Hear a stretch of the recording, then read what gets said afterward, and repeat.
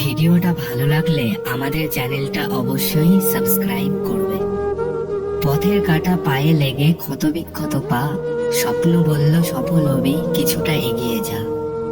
আসবে তুমি বৃষ্টি হয়ে বর্ষা বাদল দিনে, একটুখানি শান্তি আর চালতা ফুলের ঘ্রাণে।